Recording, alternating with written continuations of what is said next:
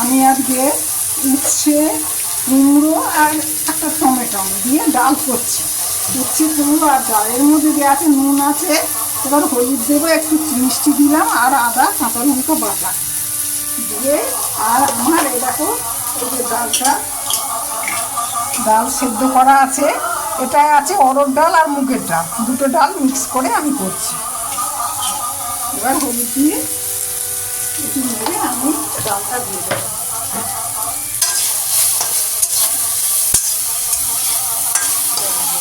এবার আমি ডালটা দিয়ে দিলাম। একই রকম ডাল তো প্রতিদিন খেতে ভালো লাগে না, উচ্ছে কুমড়ো দিয়ে একটু নুন মিষ্টি দিতে হবে আর আদা কাঁচা লঙ্কা বাটা, ব্যাস।